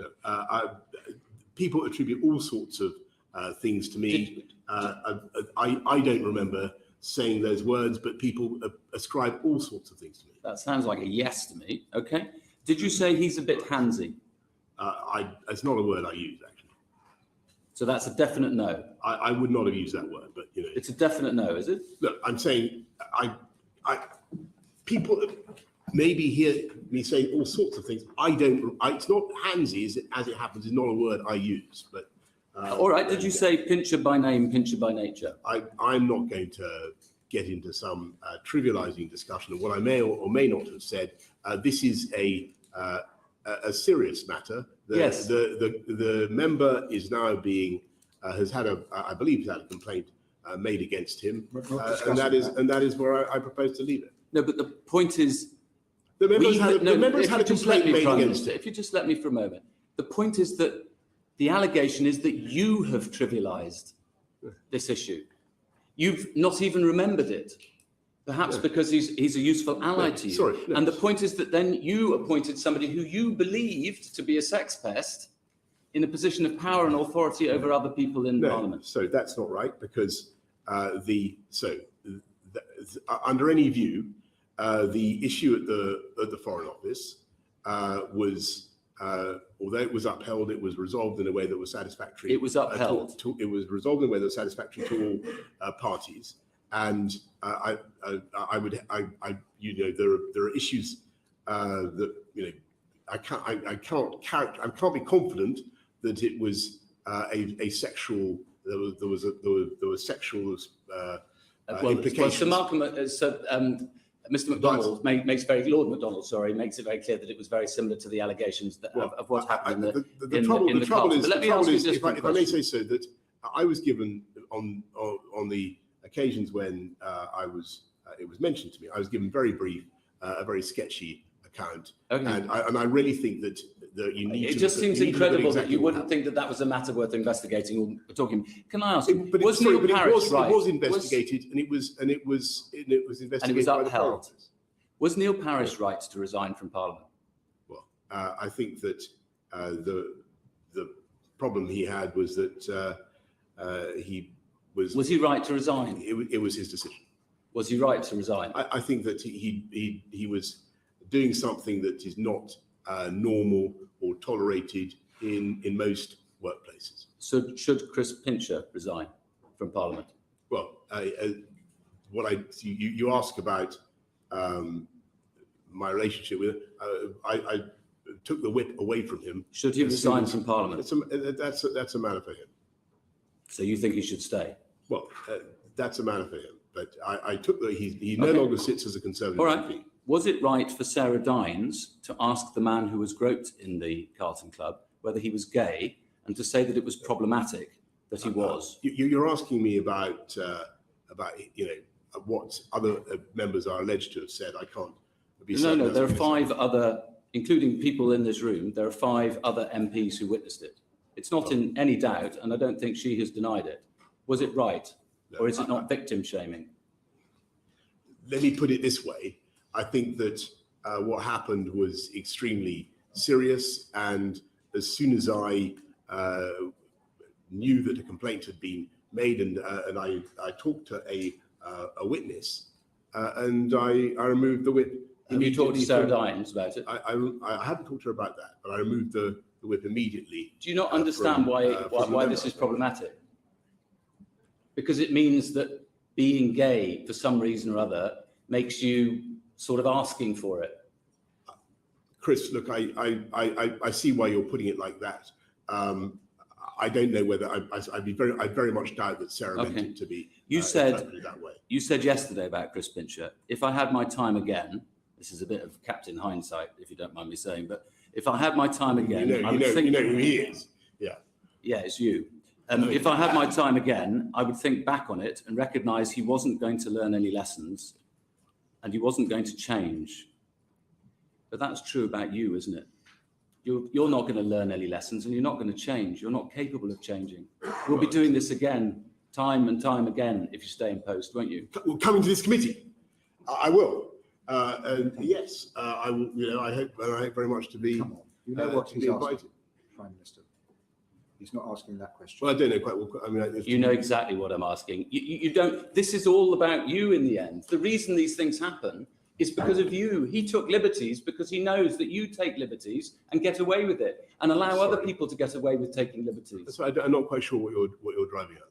I think you know perfectly well what I'm driving at. But you were asked. You said on one of the other broadcasts. You said, if you're saying you want me to undergo some sort of psychological transformation, I think that our listeners would know that that is not going to happen. Isn't that the problem? We need a psychological transformation if you're to stay in office. With the greatest possible respect, what I think we all need to do is focus on the things that our electorates sent us here to settle for them. And they are how to fix the post-COVID economic shocks, and that's what we're doing. How to make sure that we improve the life chances of every kid growing up in this country. And I think what Robert said about kids being excluded from school was incredibly important, and I'm going to go away and look at that. These are the issues that matter to the people of this country. And that does not exclude the fascination that people will have with these other subjects, but that is what I am focused on. No, they also focus on honesty and decency and propriety and standards in public life, and they hate it when people, when they get caught out, just want to turn over the table and abolish all the rules. But let me ask you one very specific final question, which is just about the ministerial code, because it enshrines the existence of the independent advisor on the ministerial interests in the ministerial code. You haven't got one at the moment. I hope you're going to appoint one very soon, and you can tell us who that's going to be. But you authorised an investigation into Mark Spencer's alleged Islamophobia, which I gather Lord Geit had very nearly completed. When will that be completed and when will it be published? That's a very good question. I think that Lord Geit did give me a brief update on it. I had the impression that it was nearing conclusion. I'll have to get back to you. And is there going to be a replacement? Yes, there will be. As soon as we can find one. I think the difficulty. You haven't got enough ministers to appoint yet, let alone you've lost 32 now. I'm sure there will be no shortage of candidates. If I could just explain a bit about the replacement for Lord Geit.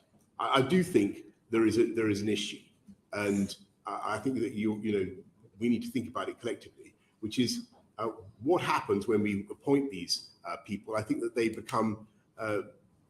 can become very exposed and very vulnerable to abuse, to political pressure, to campaigns. And I'm just giving you my view. They're much more public than they used to be.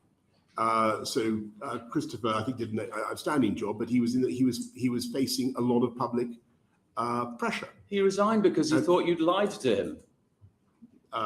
That's not what he said. he said that he resigned over the question of whether steel tariffs should be imposed. He didn't resign over steel tariffs. You know perfectly well that's not the truth. I'm sure you've seen his letter. That's what I he have, says. yes. That's what he says. I think the issue there was whether imposing or retaining steel tariffs in the UK he was in breach of resigned. WTO. I'm sorry, Prime Minister. He resigned, as he says in his letter, because he knew that he wanted to initiate an investigation into your breaching of the ministerial code, but he couldn't do so without resigning. And that put him in an impossible position. That's expressly what his letter says. Sorry, well, then you must have seen another letter, because that's not what. No, I read it and you didn't. I'm going to have to disagree with you gently there. Thank you, Chair. Chair, after that outbreak of mythomania, let's perhaps get down to some facts. So, Prime Minister, you know my job in Parliament is to do the maths. You have a pen there. Could you tell us what 148 plus 32 adds up to? I'm going to leave that. I think what you're inviting me to do. No, I'm asking you a simple question, Prime Minister. Right, okay. And earlier asked you how many MPs you have. Perhaps can you now? Perhaps someone slipped you a note just to remind you how many Conservative MPs you have. I think. Meg, do you know how many Conservative MPs you have in Parliament? I think, Meg, this is a question designed to invite me to comment on Prime Minister, political events. But I've told you don't want to answer it. Let me answer it then. So you have 358 MPs. You did think it was 365. You have lost a few. As Mr. Bryant has highlighted, you now have 32 ministers and PPSs who've resigned. It was 28 at the beginning of this meeting, and then an additional PPS who will resign tomorrow if you don't resign. So that makes it 182 if you include her. So half of 358, Prime Minister, just to make the maths simple for you, is 179. It's not looking very good, is it? Well, Meg, you're wanting me to comment on. You've lost the confidence of more than half of your party, not including other members in this room who may not be in the 148. I've been generous and not double counted. Well, sure. I'm here to talk about the government of the country, the policies. Mr. Prime Minister, without the support of your party, you cannot govern this country responsibly or well. Whatever our political disagreements, I have respect for the office of Prime Minister, but I'm afraid I've completely lost respect for you and your capability to run this. I think if you look at the actions that we're taking today, the bills that we're getting through, we are doing some fantastic things for the people of this country, and we'll continue to do them. And I appreciate they may not be supported by the Labour Party, Meg, but that's not my problem. That's your problem. No, Prime Minister, about competence, not policy. Darren Jones. Prime Minister, it's being reported that there's a delegation of your cabinet colleagues waiting in Downing Street, including the Chief Whip, the Transport Secretary, and your new Chancellor, waiting to tell you when you finish here today that it's time for you to go. How will you respond to that?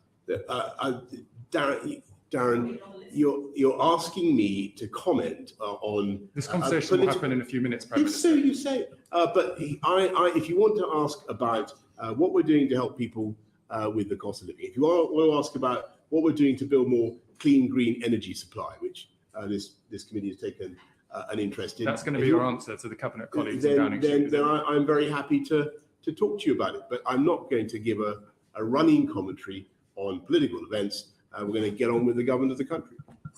Prime Minister, on the question of the Prime Minister's advisor on ministerial interests, you had 2 resignations, not just one.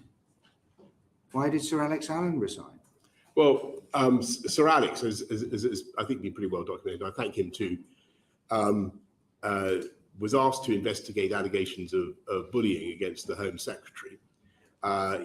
The team produced quite a long report, which was based on a lot of extensive work, mainly anonymized interviews, and I read it very thoroughly.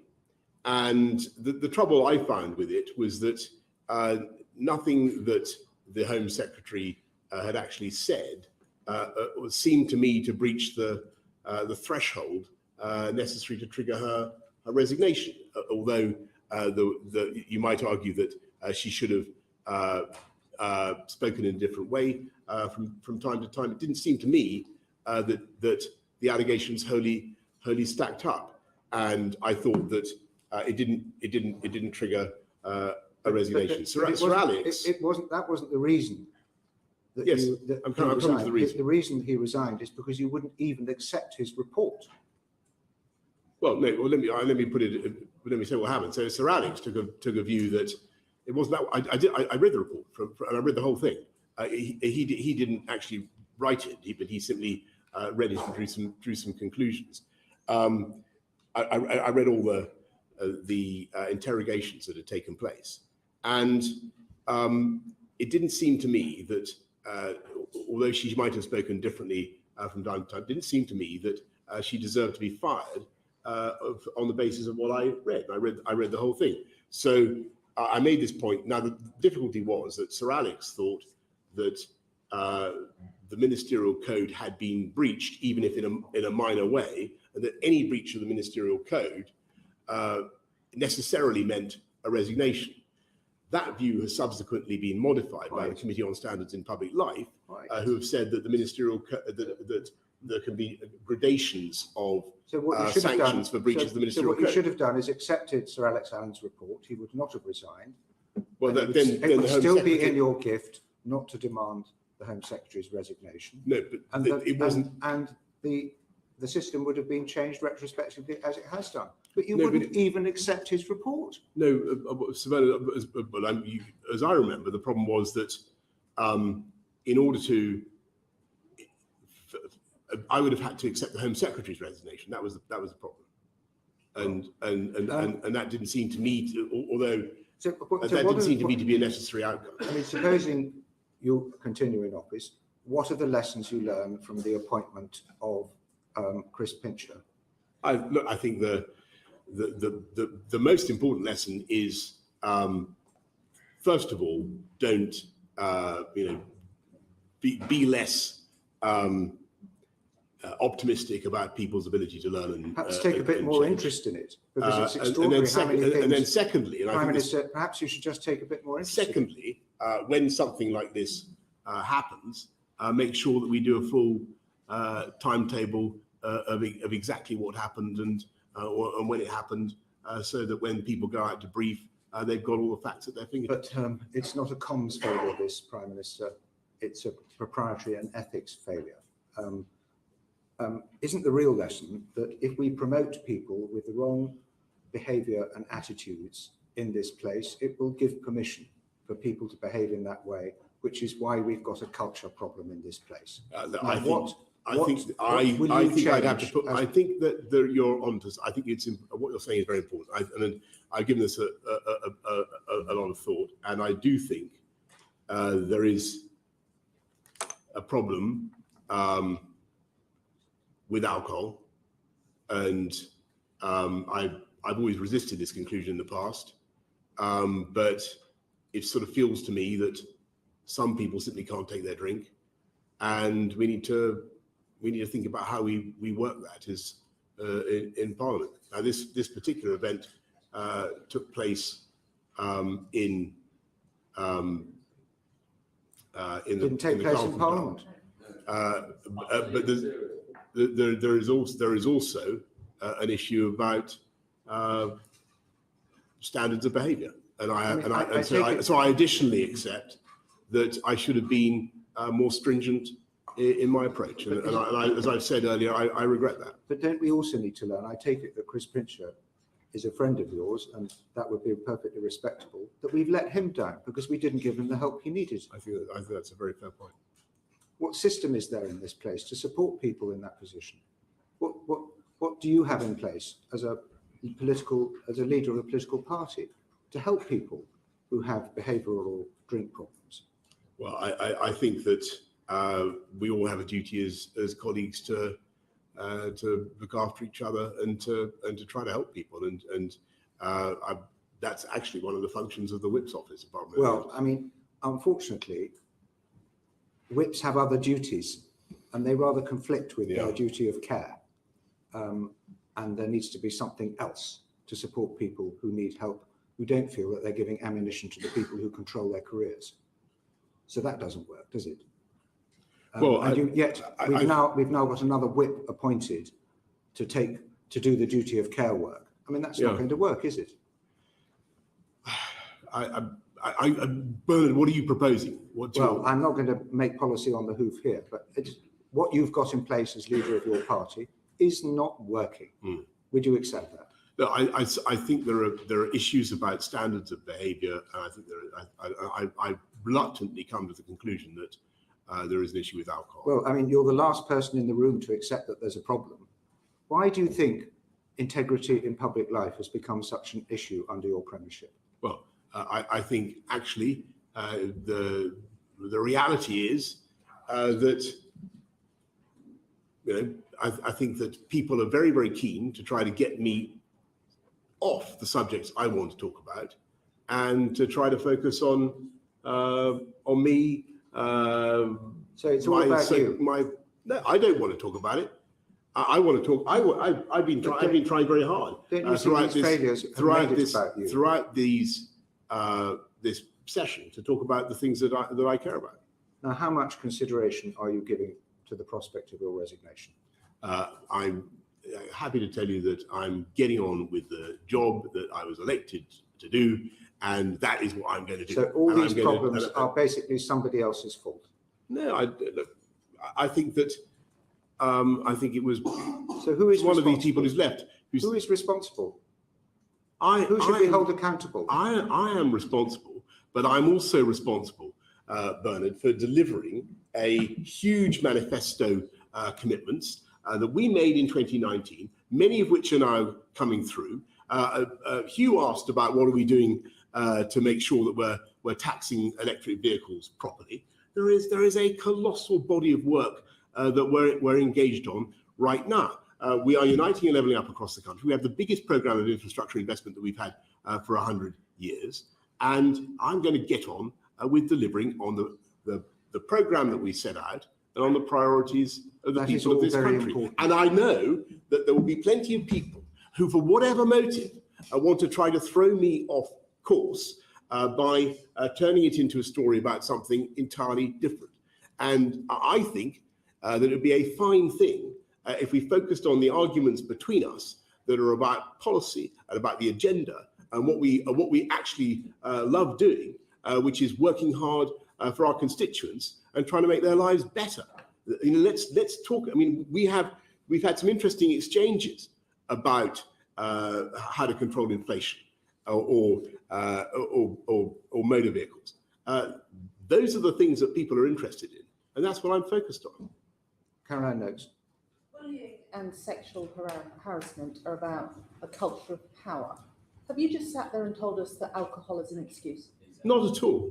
Not at all. Not at all. Is it throwing us off the story by trying to talk about alcohol instead of talking about the culture that has underpinned those behaviours? Not at all. Not at all. I observe that some people seem to get very drunk, but that in no way minimises the underlying pattern of behaviour. Well, that's what you've just done. I don't think. Prime Minister, I vehemently disagree with that. I hope that you will reflect that in the end, we're all dispensable. Bernard, that is certainly true. The programmes and the policies of your government and all flesh is grass. The welfare of the British people and the security of the nation are indispensable. And if you are becoming an obstruction to the achievement of those aims, I hope you will consider your position. Of course I will. But I wanted you to know that my job is to get on and deliver on those aims, and that is what I was elected to do. Will you resign if it is clear that you do not have the confidence of the majority of Conservative MPs?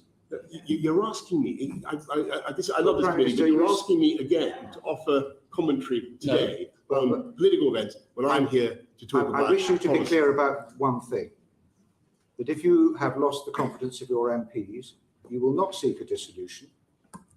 You will stand aside and allow a leadership election to take place so the Prime Minister may send for an alternative leader. That's the proper procedure, isn't it? What I'm going to do is get on with. No, I need you to answer this question. Where you're quite right, and where I passionately agree. I need you to answer this question, Prime Minister. And with you is that I see absolutely no need whatever. I'm going to ask you once more. An election. If you have lost the confidence of your MPs and you're required to step down as leader of the Conservative Party, you will not seek to dissolve Parliament. I Please think the confirm last that thing that this is the country case. needs, Because we need- because this I House- won't, but this House- but I'm not going to step down. And the last thing this country needs, frankly, is an election. What it Because needs- this House- what this, on the contrary, I think the risk is that people continue to focus on this type of thing, and I think that is a mistake. What we need to do is get on with stable. How would it help the crisis in Ukraine and the cost of living crisis if we were plunged into a general election that nobody wants? But this is your Well, fancy. then- I think then rule it out. Rule it out. Of course I rule it out. You've ruled it out. The earliest date that I can see for a general election is in 2 years from now, or 2024, I think is the most likely date for the next election. We have a huge amount to deliver. We're going to get on and do it. And you'll resign if a vote of confidence in the Conservative Party I think we're done. is carried. You know, Otherwise, you're staying. You're asking me to comment on politics. I think it's important that we get on and deliver on our agenda, and that is what I was elected to do. Well, I think it's the understanding of this committee, you envisage a general election in 23 or 24, not before. Well, you said and if you've lost the confidence of your own MPs and you cease to be leader of the Conservative Party, you will not plunge this country into an unwanted general election. I've been very clear with you. I Is see that a no yes or no? reason whatever for a general election now. On the contrary, what we need is stable government, loving each other as Conservatives, getting on with our priorities. That is what we need to do, Savannah. Okay. I love all my colleagues in the House of Commons. Fantastic. Order. Thank you. Thank you. Has ended.